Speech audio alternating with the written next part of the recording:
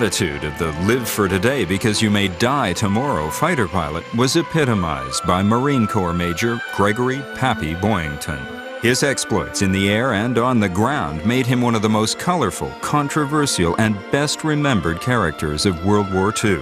By 1943, at the age of 30, Boyington commanded a squadron of Marine pilots and was hailed as one of its top fighter aces. In the skies over the Pacific, Boyington's pilots tangled with Japanese aviators in a deadly duel to the death. It was man against man, machine against machine.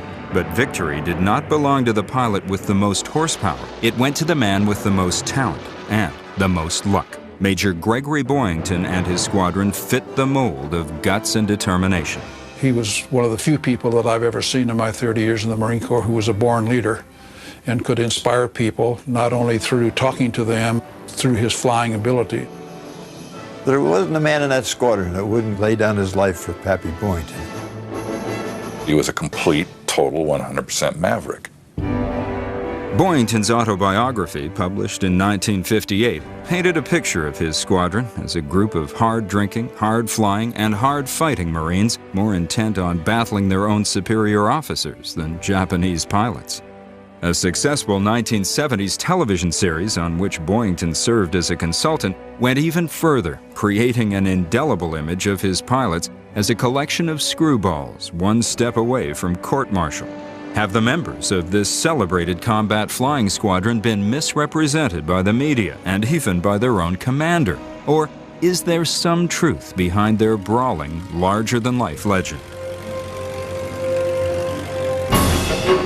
By 1943, the battle for control of the South Pacific was proving to be a difficult, bloody campaign. The battles of Coral Sea, Midway, and Guadalcanal had shown the Japanese to be tenacious, skilled fighters. Additional bases had been established or were in the process of being established in the New Georgia group, especially Munda and Vella La Vella, and that was part of a stepping stone procedure aimed at putting land-based tactical air power within range of Rabaul, which was the major Japanese naval air complex on New Britain, the largest such Japanese facility in that part of the Pacific. Nicknamed Fortress Rabaul by American flyers, the chain of islands was defended by anti-aircraft guns and large numbers of highly skilled fighter pilots of the Japanese Navy. Additional Marine fighter pilots were needed to escort American bombers on their hazardous missions to destroy Rabaul. A stout, headstrong 30-year-old major named Gregory Boyington arrived at Espiritu Santo Island on August 14, 1943.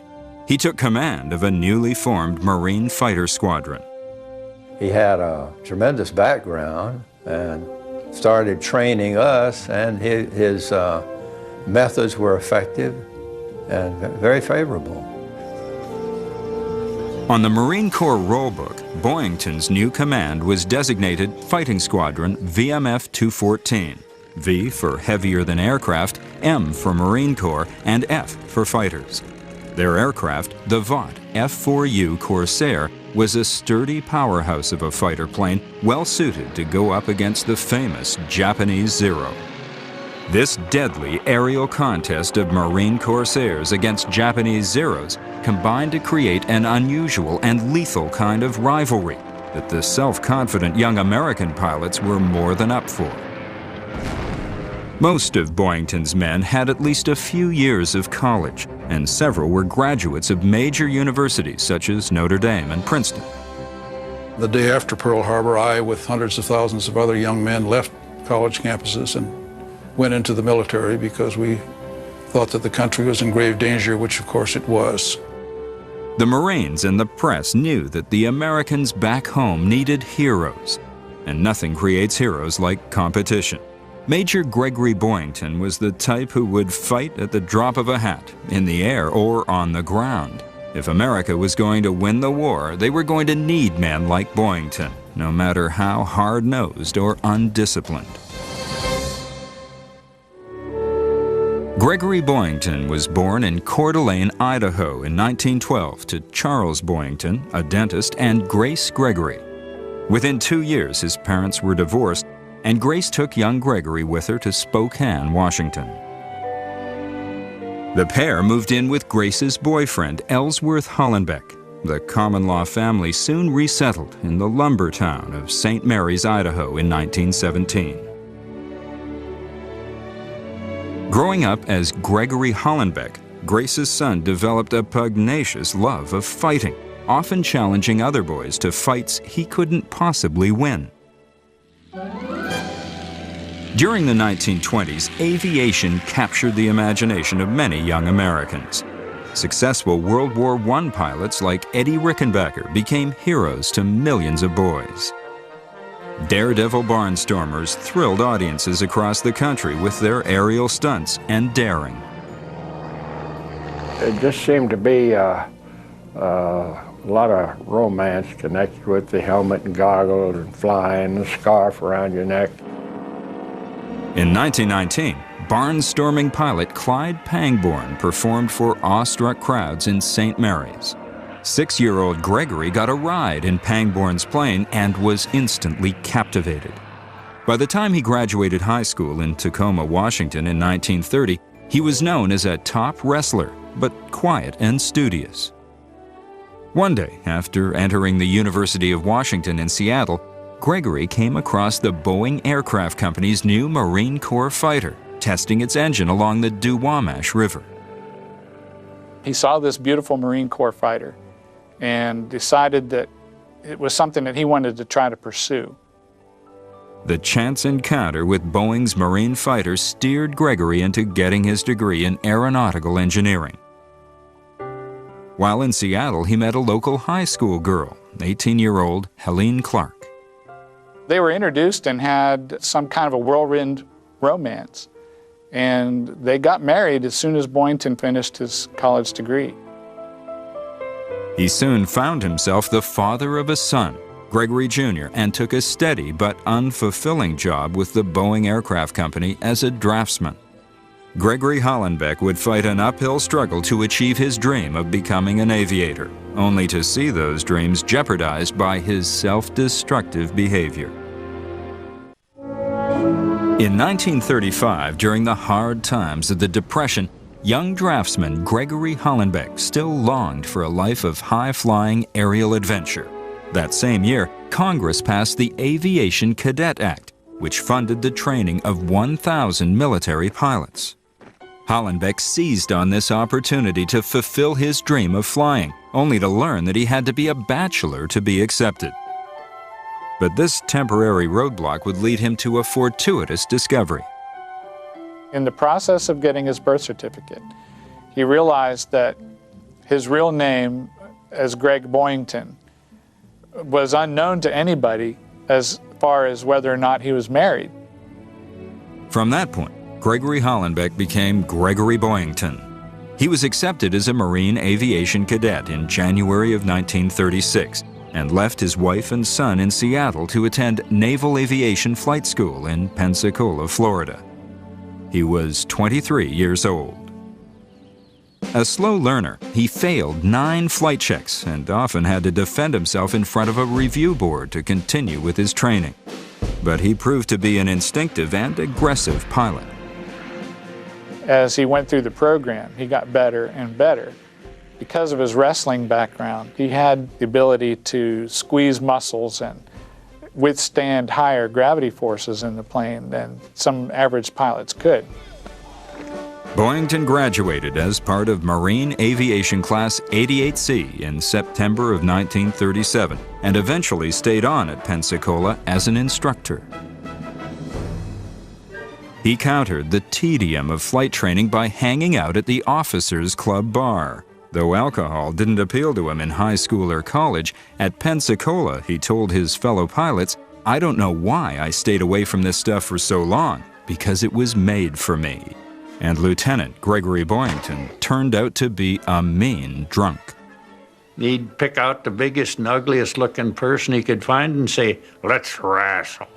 He'd spring at you and just come on like a wild panther or lion. Boyington also began to display a growing disrespect for authority. After being assigned to Marine Squadron 1 at Quantico, Virginia, he and another pilot staged an impromptu mock dogfight over the base. Boyington's tank ran dry. He was unable to get back around, couldn't get the engine started, and had to make what's called a dead stick landing on the only flat, safe terrain that he could find. This turned out to be the rifle range. Meanwhile, Boyington was paying to keep his family off base. Now, with 3 children hidden from the military, he watched as his expenses grew far beyond his means. He had expensive uniforms to buy, and those uniforms amounted to hundreds of dollars. It would equate to thousands of dollars today. Plus the fact that, according to some of his peers, their bar tabs often exceeded their rent. In August of 1941, First Lieutenant Boyington's life in Marine aviation finally spiraled completely out of control. He got in a fight with a naval lieutenant commander, a superior officer, over another woman. Boyington was placed under house arrest for 5 days. He could see the handwriting on the wall that this was going to be his last duty with the Marine Corps. His marriage broke up and Helene took their children back to Seattle. On August 6, 1941, in the air-conditioned bar at Pensacola's Hotel San Carlos, Boyington cashed a bad check, hoping to drink his problems away. A friend of his at the bar said, "This is your lucky day. There's a man upstairs who's recruiting pilots to go over and fight for Chiang." In the 1930s, Chinese leader Chiang Kai-shek was trying to combat invading Japanese. Manchuria had been overrun in 1931, and the rest of China was being quickly and brutally taken over by Japanese troops. To combat Japanese aggression, influential warlord Chiang and the U.S. government covertly recruited U.S. military pilots to fly as mercenaries in a new fighter outfit called the American Volunteer Group, later known as the Flying Tigers. Facing possible dismissal from the Marines, Boyington quickly seized on this unique opportunity. Because of his reputation and problems, the Marine Corps was almost as willing to let him go as Boyington was to resign and put his problems behind. In September 1941, Boyington found that he had the kind of right stuff the Chinese nationalist government was looking for. The 300 pilots and ground crew members of the Flying Tigers were organized and led by a no-nonsense former American Army Air Corps officer, Claire Chennault. They were going to be paid nearly 3 times the amount that they were currently receiving as military pilots. The fact that they would be paid a bonus of $500 for every Japanese plane that was destroyed, this was going to be big money. The pilots of the Flying Tigers flew the Curtiss P-40 Tomahawk, a sturdy, although not highly maneuverable, single-seat fighter. Boyington instinctively handled the controls of the P-40 well, gaining the respect of his peers in the air. But on the ground, he began alienating many of his fellow Flying Tigers with his drinking and wild behavior. He could get drunk on 2 drinks. Pappy would come up to me, and he would lean forward at about 30 degrees and put his fist in my mouth and say, "Give me one good reason why I shouldn't bust your teeth in." And so I'd say, "Good night, Pappy." The next day, he wouldn't even remember it.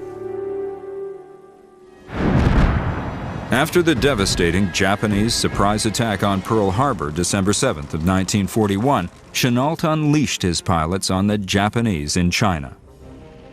Boyington was frustrated almost from the beginning by the fact that a lot of the other pilots quickly racked up victories and got big amounts of bonus money. On February 6, 1942, Boyington's personal combat drought ended.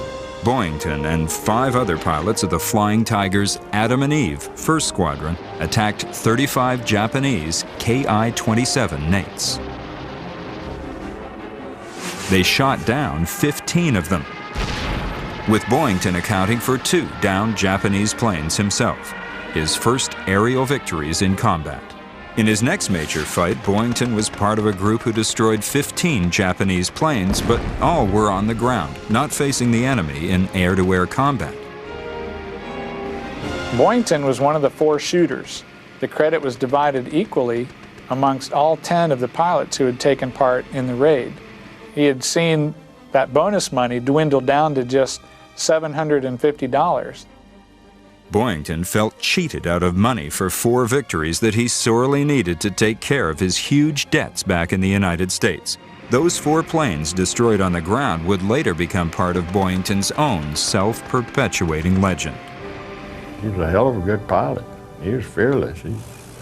He'd tackle anything. His only problem was a drinking problem, and that kind of messed his mind up. Angered over a perceived loss of more than $1,100, Boyington let his resentment build to the boiling point. In April of 1942, Chenault began talking about merging his pilots into established U.S. Army Air Force units. Boyington had joined the Flying Tigers with the idea that he would be able to return to the Marine Corps if the Flying Tigers were ever disbanded. With no interest in flying for the Army Air Force, Boyington quit the Tigers. What little money Boyington made in China, he spent getting back to the United States. Once back in the States, Gregory Boyington set to work to try to redeem his sullied image with the Marine Corps. In July of 1942, 29-year-old, seasoned, former Flying Tiger pilot Gregory Boyington disembarked the ship SS Brazil in New York City and promptly proceeded to Washington, D.C. He applied for reinstatement as an aviator in the Marine Corps. It took more than 4 months, but he finally talked his way into a major's commission. He started to talk about the fact that he had 6 victories as a Flying Tiger. 2 victories were aerial, 4 victories that he thought he should have been paid for on the ground. So he established himself early on by embellishing the facts as an ace, wherein the U.S. Naval Services have never recognized aircraft destroyed on the ground as part of a pilot's cumulative record. By late January 1943, U.S. forces were pushing their way north through the Solomon Islands. Guadalcanal fell to Navy guns and Marine rifle companies. Boyington was ordered to the Solomons area to serve the first of 3 6-week tours required of all Marine fighter pilots.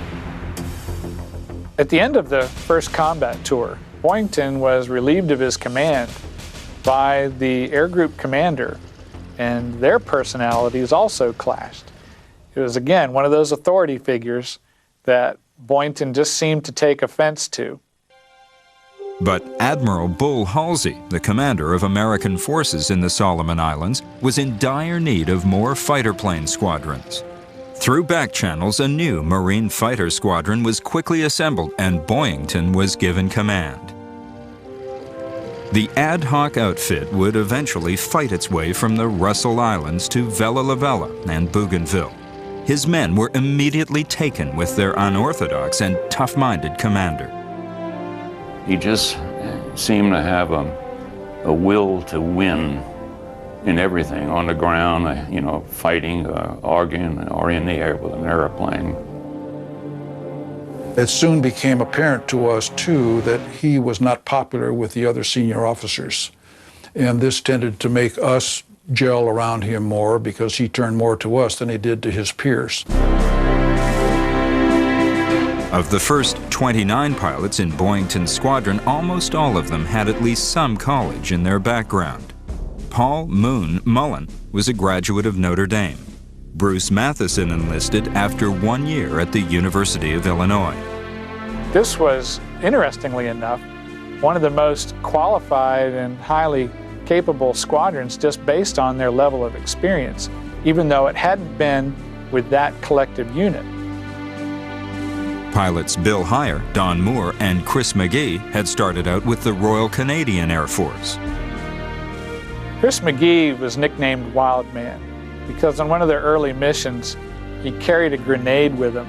And when they were attacking a barge or a small ship down in a cove, he had his canopy open and he pulled the pin on this grenade, chucked it out of the cockpit, and it went off right over the target. But there were many other combat-tested pilots in this hastily organized squadron with the same kind of killer instincts. Mo Fisher, Bob McClurg, Bill Case, all of these guys were aces. There were 9 aces altogether, plus several others who managed to get not quite enough victories to become aces, but still the pilot set an incredible record. Having created this squadron from back-channel methods, the outfit decided that they wanted to have their own name. They've tested several. Boyington's Bastards was one that failed to make the cut. But when they came to Black Sheep, it was widely accepted. Taking it a step further, the new Black Sheep designed their official insignia with a black bar cutting diagonally across the shield. And so they were able to use that symbol for illegitimacy in their squadron logo. The name they came up with, the Black Sheep, with a forlorn-looking little lamb on the patch, was more appropriate to Boyington's reputation in the Marine Corps and also to the way that the squadron was formed. At the age of 30, Boyington was almost 10 years older than most of the pilots serving in his command. When you're 21, looking at 32 and 33-year-old people, they're old folks. One of the correspondents started using the reference to Pappy in the media, and so before too long, he became Pappy Boyington. Reveling in their new nickname, the Black Sheep met the pilots of the Japanese Imperial Navy head-on. On September 16, 1943, in the air over the heavily defended island of Balale, Boyington's 20 planes of the Black Sheep were providing air cover for 70 American and New Zealand dive bombers. The Black Sheep, when they were fighting in and around Rabaul, their primary opponents were the Zero fighter pilots from the 201st, the 204th, and the 253 Kokutai, or air groups. Of the 3 main units there, the toughest was the 253rd Kokutai. The Japanese naval carrier pilots had been fighting in the South Pacific since early 1942, almost a year longer than any of the Black Sheep. In the crowded skies over the island of Balale, these Japanese veterans proved to be deadly adversaries. About 20 or 30 Japs jumped us, and it started a dogfight. It spread all over the sky, and maybe 10 miles by 10 miles. I was in the middle of the Japanese Air Force. There must have been 12 or 14 Zeros. I was right in the middle of them. I was chasing one Zero down at about 1,500 feet. He rolled over on his back and pulled a split ass right underneath me. My airplane wouldn't have done it. In their first fight as a squadron, the Black Sheep racked up 11 victories and 8 probables, 5 of which were all-out victories scored by the steely-eyed Boyington. He took a group of disparate pilots who mostly did not know each other, had probably never flown together before, and in a matter of just a very few weeks turned them into an extremely potent and effective fighting organization. But back at the Black Sheep's new Russell Island airfield, Boyington paid little attention to the paperwork and administrative details necessary to running a fighter squadron. First Lieutenant Frank Walton, a former Los Angeles police officer, was brought in as the unit's intelligence, administrative, and unofficial press officer. Walton, in essence, ran the squadron every place but in the air. He kept it together. He saw to things. He did all the things that other squadrons had adjutants and so forth to do. Walton, secondarily, and possibly even more importantly, was the one who sort of rode herd on Boyington and tried to keep him from drinking too much, and did a remarkable job of it, because somehow Boyington was sort of like a liquor magnet. If there was liquor around, he found it. Sometimes when he took off in the morning, he just staggered out to an airplane. But in the air, God, I'll tell you, it was something.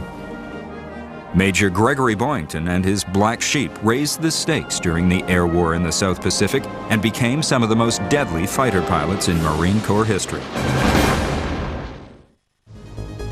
By mid-September of 1943, Major Gregory Pappy Boyington and the pilots of his Black Sheep Squadron had an impressive string of victories over the Japanese naval pilots in the South Pacific.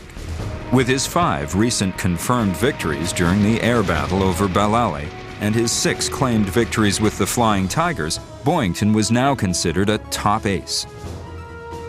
The independent-minded Boyington had definite and innovative ideas on how U.S. military aviation needed to best fight the Japanese. He pioneered the idea of fighter sweeps designed to lure the enemy into aerial combat. The fighter sweeps, unlike the bomber escorts, were purely air-to-air, designed from the very, very start to find their fighters and shoot them down. 21-year-old Lieutenant John Bolt took Boyington's independent and aggressive fighting style very much to heart, single-handedly destroying a number of Japanese troop barges in the harbor at Bougainville. He later received a commendation from Admiral Halsey for that mission. Boyington had a knack of surrounding himself with the pilots that he liked the way they flew. And if you weren't aggressive, you didn't fly with Pappy Boyington. But the kind of spectacular success Boyington and his pilots achieved in the air battles over the South Pacific did not come without a price. The Black Sheep Squadron lost 10 pilots during the fall of '43. But Boyington himself seemed to be impervious to Japanese bullets. By December, Boyington was approaching the record of 26 aerial victories recently achieved by an old Pensacola friend. During the earlier campaign over the skies of Guadalcanal in the Pacific War, a pilot named Joe Foss in the Marine Corps had tied Eddie Rickenbacker's record of 26 aerial victories. Boyington had 14 as a Marine from his first combat tour, and then claimed that he had 6 victories as a Flying Tiger, and a few days before Christmas, downed 4 planes in one flight, which was another major accomplishment. So now he had 24. The former Flying Tiger and his command made for good headlines back home. Everyone wanted to know when he was going to break Joe Foss's record of 26 victories. Boyington could hardly come back from a mission without a microphone being thrust into his face.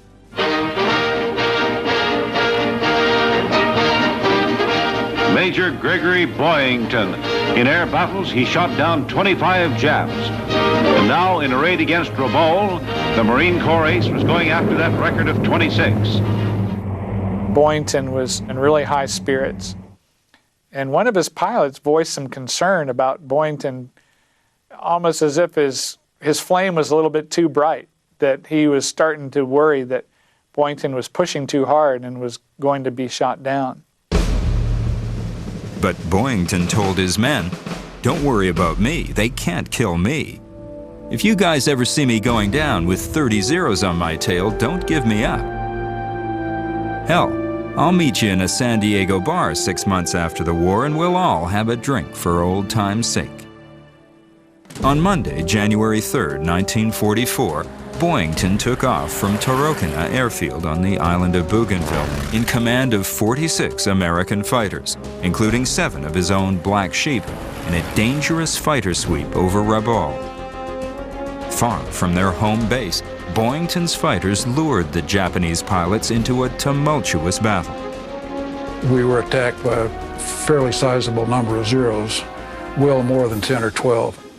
It just broke up into just a big gaggle, and I can recall seeing Boyington shoot down an airplane. The shooting down of that Japanese Zero raised Boyington's victory tally to 26 and tied him with Major Joe Foss. The irony was that Boyington and his wingman, George Ashman, did not come back from the mission. No one had heard of Boyington or Ashman. No one had reported anything. They had just disappeared. And over a period of hours, people all of a sudden came to the realization that he wasn't coming back. We mounted out search and rescue missions and so forth, but the last I had seen of him was when he'd shot down one airplane. It was a shock to all of us when he was, but he was the last person in the world that we thought would ever be shot down. Major Gregory Boyington disappeared into the St. George's Channel area on January 3, 1944. It was big news, demoralizing both Americans back home and the men of his Black Sheep Squadron. Though there was no actual confirmation of Boyington's death, America still mourned the loss of one of its most famous fighter pilots. We never expected it would happen to him. All of a sudden, all of us, I'm sure I did in particular, felt very much more mortal and said, if this can happen to him, there's nobody better than he is in the air, that there, but for the grace of God, go I. The Marines still had a long and tough fight ahead of them on land and in the air. The bloody beaches at Saipan, Iwo Jima, and Okinawa became the final resting places for thousands of Marines. It would take nearly 2 more years of fighting in the Pacific before the atomic bombs dropped on Hiroshima and Nagasaki brought Japan to its knees.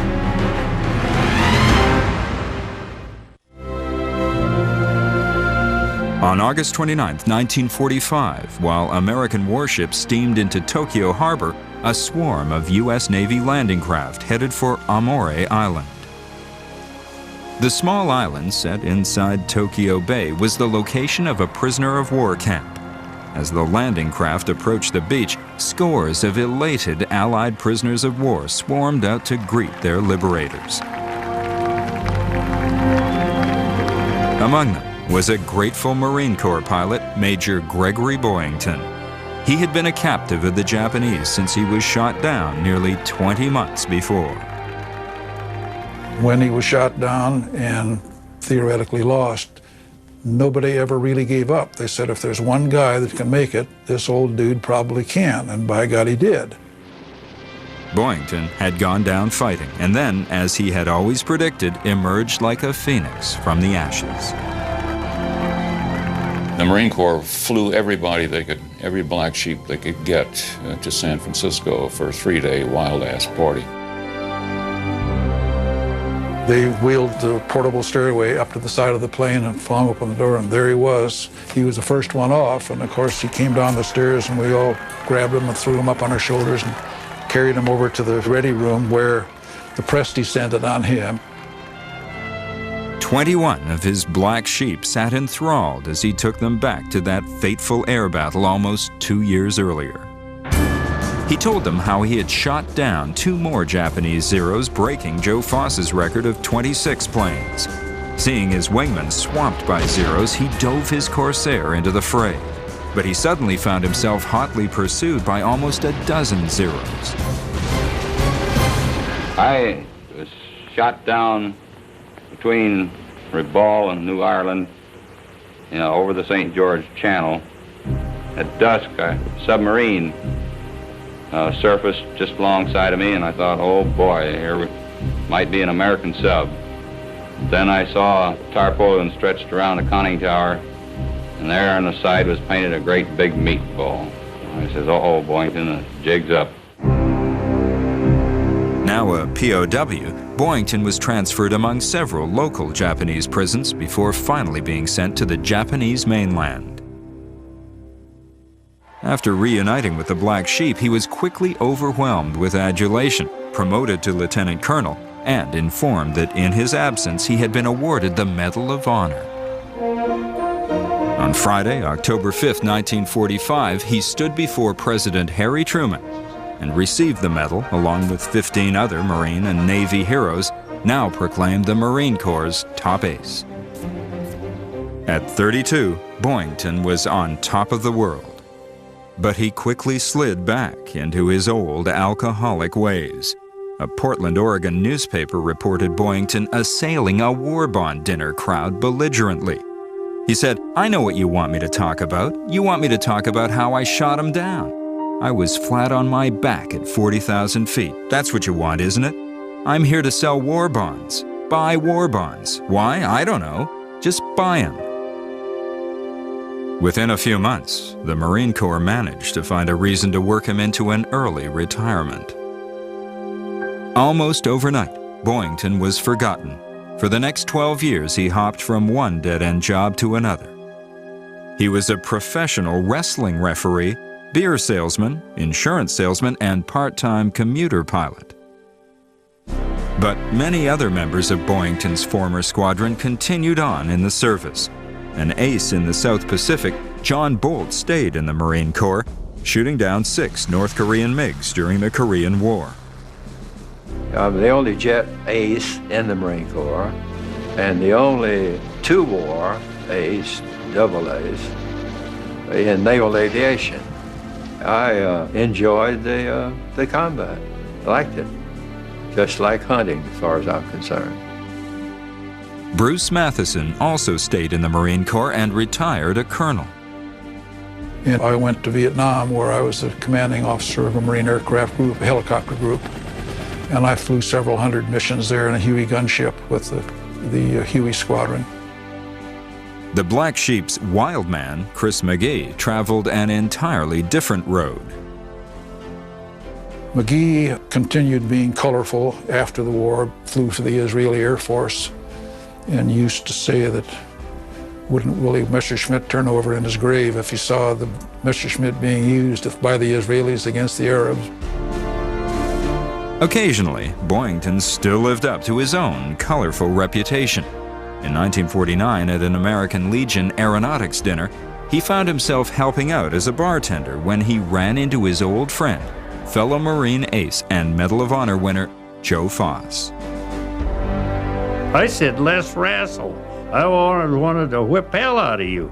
He reached around me and he put these knucks between my shoulder blades, and I just kicked off that wall, and we just plowed U.S. senators and dignitaries out of the way.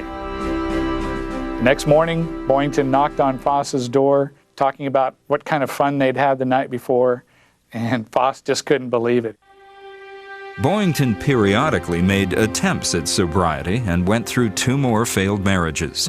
In 1958, he wrote his memoirs, originally started years before, under the tutelage of his former administrative officer, Frank Walton. The book was published under the title, Ba Ba, Black Sheep. While he did take occasional liberties with the facts, such as perpetuating his inflated success with the Flying Tigers, his self-deprecating style made it a huge success. On the last page, Boyington quoted F. Scott Fitzgerald with what had become his own personal mantra, "Show me a hero, and I'll prove he's a bum." The book eventually sold more than 100,000 copies. There was even talk of a major film set to star Robert Mitchum, but the project never made it to theater screens. Boyington once again found himself drifting back into obscurity. The drinking resumed, and his marriage failed, and he found himself struggling again for years and years. In 1976, the legend of Pappy Boyington and the Black Sheep Squadron was resurrected for a whole new generation with a 1-hour network television show based very loosely on Boyington's own book. Boyington served as the show's technical advisor, though he actually provided little in the way of correct historical advice. It was not lost on Greg that if I got this show on NBC, that it was going to be good for him. The last thing in the world he was going to do is say to me, "Hey, wait a minute, you got to do it this way or that way." Then he had his eye on the bigger prize, you know, get this thing on the air. However you think you can get it on the air, that's fine with me. Just don't put me in a dress. But the men who had served valiantly with him during the war initially took great offense to their depiction as screwballs and misfits awaiting court-martial. It portrayed all of us as just a bunch of bums. 2 things were factual about it. The squadron designation was 214, and the commanding officer was Greg Boyington. In the long run, we've done them a service, I think. They were heroes. I mean, that was a tough game they were in. I know it's hard to be portrayed as something other than what you really are, but my excuse is I'm in the entertainment business. The show started a new career for Boyington. He showed up on the air show circuit, where he sold and signed his books and charged for personal appearances. Yet, even in his late 60s, he occasionally went back to the bottle. At 68 years old, he was driving back to Fresno, and he got pulled over by 2 highway patrolmen, and he took them on, and they had to mace him. But even this hero, who once seemed to rise from the dead, was mortal. Living in Fresno, California in 1986, the 73-year-old Boyington was suddenly hospitalized with cancer. In January of 1988, Ned Corman and Fred Loesch, two former Black Sheep Squadron members, drove to Fresno to see their dying former commander. We walked in, and here's Pappy in his bed, and he's just horribly emaciated, just skin and bones.